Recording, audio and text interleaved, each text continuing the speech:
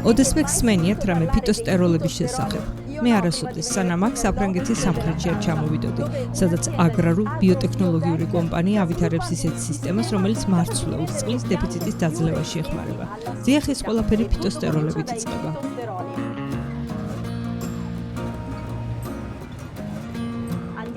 ბოდი გავიგოთ რა არის ფიტოსტეროლი დღევანდელ ეპიზოდში გადაცემისა დამზადებულია ევროპაში. ეს არის ევრონევსის ახალი პროგრამა, რომელიც ევროპული ბიზნესის წარმატების ამბებს აშუქებს.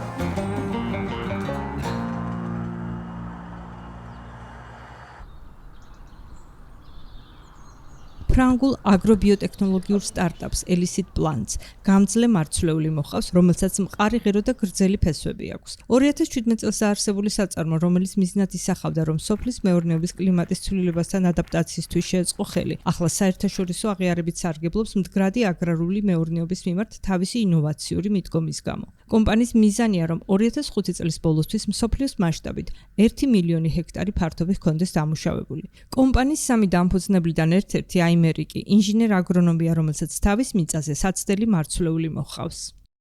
თქვენ ჩემს ფერმაში იმყოფებით. ჩვენი ჩანაფიქრი ის იყო, რომ გქონოდა ისეთი ადგილი, სადაც ერთად იმუშავებდნენ ბიოლოგები, ქიმიკოსები და აგრარული სექტორისთვის განკუთვნილი პროდუქტის ფორმულის მკვლევრები. აქვე უნდა ყოფილიყო ფერმაც, სადაც ჩვენს მიერ შექმნილ ახალ ტექნოლოგიებს გამოვცდიდით.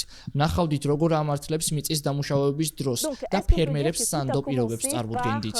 შეიძლება ითქვას, რომ ყველაფერი დაიწყო ფიტოსტეროლებით და მაინც რას ნიშნავს ეს სიტყვა? ფიტოსტეროლი ბუნებრივი მოლეკულაა, რომელსაც ყველა მცენარე შეიცავს. ის ამარტივებს მცენარის უჯრედებში ნივთიერებათა ცვლის რეგულაციას, რაც საშუალებას აძლევს მცენარეს, რომ სხვადასხვა რთულ გარემო ფაქტორს შეეგუოს. ამ კომპანიის სათავო ოფისები ფაქტობრივად ექსპერიმენტული სოფლის მეურნეობისა და კვლევის ცენტრებია, რომლებიც აღჭურვილია როგორც ბიოლოგიური, ისე ქიმიური ლაბორატორიებით და მცირე ზომის საწარმოთი. საერთაშორისო მკვლევართა გუნდი მუშაობს პროექტებზე, რომლებიც ძალიან სწრაფად გადადის თეორიიდან პრაქტიკაზე. Welcome to the chemistry lab. This is the მობრძანდით ქიმიის ლაბორატორიაში. აქ ვაწარმოებთ ჩვენს ემულსიებს, ვქმნით ფორმულებს, ნიმუშებს როგორც მცირე, ისე დიდი რაოდენობით. აქ ვიკვლევთ თუ როგორ გავაზავოთ ძირითადი ინგრედიენტი, ფიტოსტეროლი ჩვენს ფორმულებში, ზუსტად ისე, როგორც მაგალითად სამზარეულოში საჭმლის მომზადების დროს. კომპანიაში ამბობენ, რომ პირველად აქ შეიმუშავეს აგრარული სექტორისთვის ვარგისი ფიტოსტეროლების სტაბილური ფორმულა. ამ მოლეკულებს შეუძლიათ გააქტიურონ მცენარის ბუნებრივი თავდაცვის მექანიზმი, რაც ცოტათი ვაქცინას წააგავს. ფორმულებზე ცდას ბიოლოგიის ლაბორატორიაში ატარებენ. აქ სოიოს მარცვლებზე ვმუშაობ, უკვე დავამუშავე მცენარეები ჩვენი პროდუქტით, რომელიც ფოთლებზე წავუსვი და შემდეგ კვირაში აღარ მოვწყავ. ჩემს საცდელ მცენარეს წყლის დეფიციტს შევქმნი და მერე ავიღებ მაჩვენებლებს, რათა ვნახო, არის თუ არა ჩვენი პროდუქტით დამუშავებული მცენარე უფრო გამძლე წყლის დეფიციტის მიმართ. ამ ოთახებში სინათლისა და ტემპერატურას აკონტროლებენ, ამიტომ მცენარეები ფაქტობრივად ერთნაირად იზრდებიან. ეს მეცნიერებს საშუალებას აძლევს მცენარებს დააკვირდნენ, თუ რა რეაქცია აქვს ბიოსტიმულატორის მიღების შემდეგ განვითარების თითოეულ ეტაპზე. ნერგებს შეგვიძლია ყველაზე მცირე დოზა მივცეთ, რათა დავინახოთ, თუ რა რეაქცია ექნება მცენარეს ბიოსტიმულატორის სხვადასხვა ფორმულის განსხვავებულ დოზაზე. ჩვენ მარცვლეულის მრავალ ერთმანეთისგან ძალიან განსხვავებულ სახეობებზე ვმუშაობთ. ძირითადად ეს არის სიმინდი, სოიო, მზესუმზირა და მარცვლეული. ზოგ სახეობას გაზაფხულზე ვთესავთ, ზოგს შემოდგომაზე. ჩვენი ამოცანა მხოლოდ პროდუქტის სუსტი ფორმულის პოვნა კი არ არის, მისი დოზა და მცენარისთვის მიცემის სუსტი ეტაპიც უნდა დავადგინოთ. დამუშავებისა და წყლის დეფიციტის ეტაპის გავლის შემდეგ ზოგიერთი მცენარი სათბურში გადააქვთ, რომ დააკვირდნენ. აქ ვზომავ მცენარის ბაგეების გახსნისა და შეკუმშვის პროცესს. ბაგეები მცენარისთვის იგივეა, რაც ფორები კანისთვის. მცენარე მათი საშუალებით სუნთქავს. ეს მიგვანიშნებს მცენარე დაისტრესა თუ არა. და ეს მცენარეები დასტრესილია? დიახ, ზოგიერთი დასტრესილია. რა ემართება მცენარეს, როცა ისტრესება? ჩვენ ზედმიწევნით ვაკვირდებით მცენარის მოლეკულურ რეაქციას. ბიოსტიმულატორით დამუშავების შემდეგ შევამოწმებთ, შეიცვალა თუ არა მცენარეში გარკვეული გენები, რომლებიც დამუშავებამდე გამოიკვეთა. ამ გზით მანამდე ვაზუსტებთ, თუ რა რეაქცია აქვს მცენარის დამუშავებაზე, სანამ მინდორში დავთესავთ. ჩვენი საველე ექსპერიმენტები აჩვენებს, რომ დამუშავებულ სიმინდს დაუმუშავებელთან შედარებით საშუალოდ 20%-ით ნაკლები წყალი სჭირდება. აიმერიკმა თავისი რაფსის ყანები მაჩვენა, სადაც კომპანია საკუთარ პროდუქტს დიდ ფართობზე ცდის.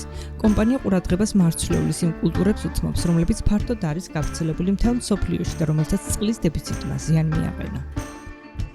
ამ მიწაზე უკვე მესამე წელია საცდელი რაფსი მოგყავს, რადგან ახალი კულტურისთვის პროდუქტის შექმნას დაახლოებით 5 წელი სჭირდება. ცდები უკვე ჩავატარეთ რუმინეთში, საფრანგეთსა და გერმანიაში, რამაც გვაჩვენა, რომ ევროპის სხვადასხვა ადგილას იგივე შედეგი მივიღეთ, როგორც ჩვენს ყანაში. დაახლოებით 10%-იანი მოგებაა. ეს საკმაოდ მნიშვნელოვანი მაჩვენებელია რაფსისთვის.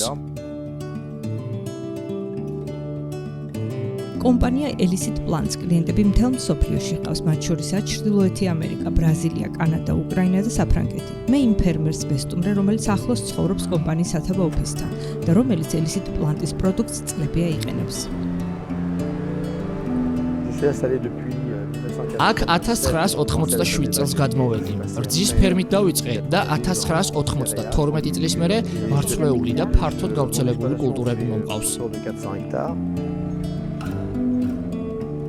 პატრიკს მოჰყავს მზესუმზირა, რაფსი, ხორბალი, ქერი, მუხუდო და ფეტვი. იგი გვეუბნება, რომ კლიმატის ცვლილება სულ უფრო მეტ სირთულეს ქმნის და ფერმერებს უჭირთ მათთან გამკლავება.